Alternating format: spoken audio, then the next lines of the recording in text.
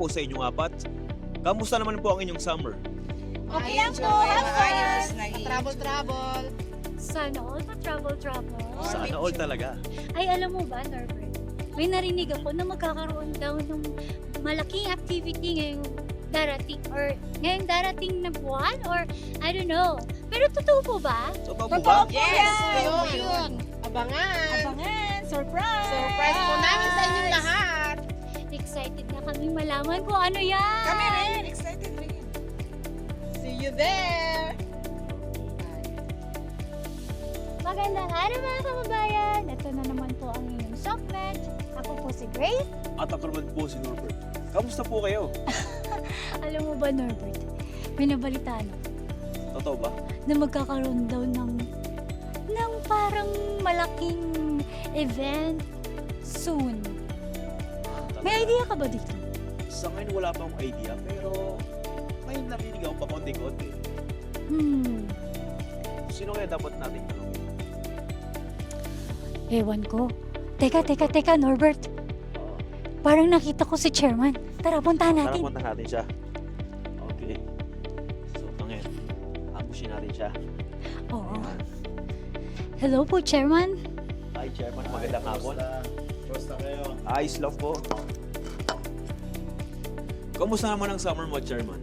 Okay naman.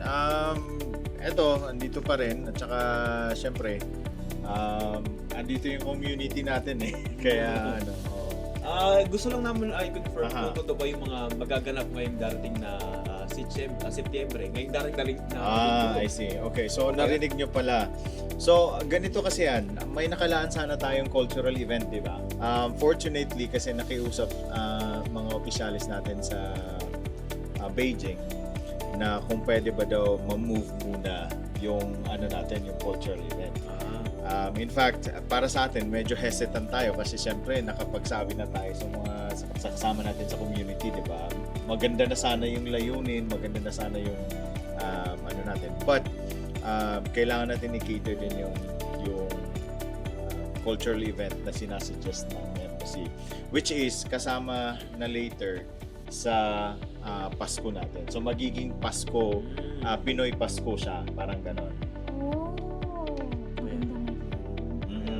So, ang sa atin naman, may nasabi na tayo na may magkakaroon tayo ng activity and a lot sa atin sa community naghihintay na din. Instead of that, may gagawin tayo and this is the one that's exciting. Wow. Ano naman yan? Magtitirails tayo lahat. Wow. Wow! Kailan naman Titirails yan? tayo? Wow, exciting. Oo, magtitirails tayo. So, ang gagawin kasi natin, dito, manggagaling tayo sa city. No? May libre tayong bus papuntang Tirails. So, kukuha tayo. The last time naalala ko nung nag-tree planting tayo, di ba?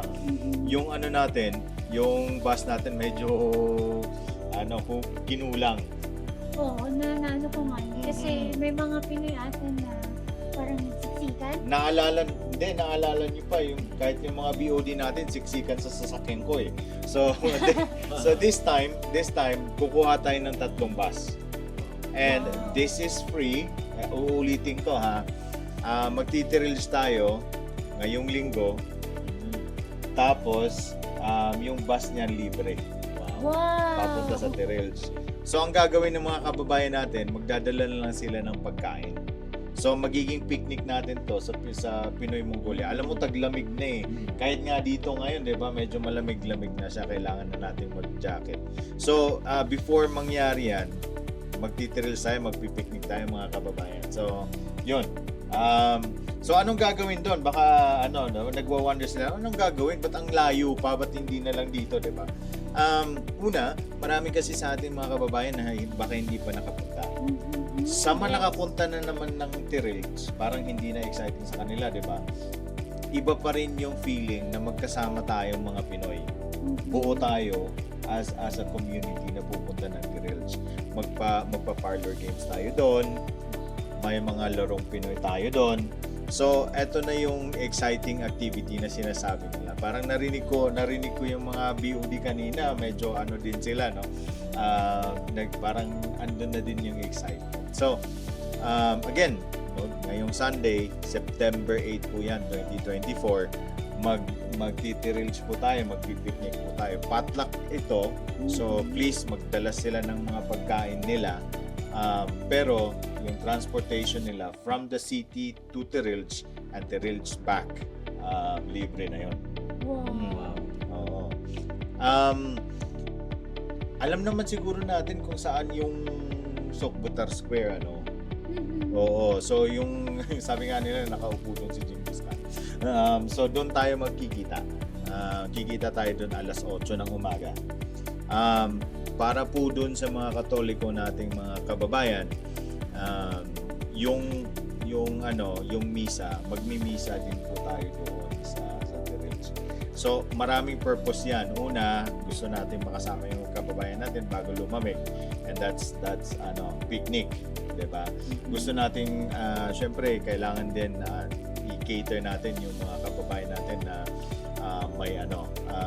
may religious obligation. So magmimisa tayo doon. So see you guys, no? See you.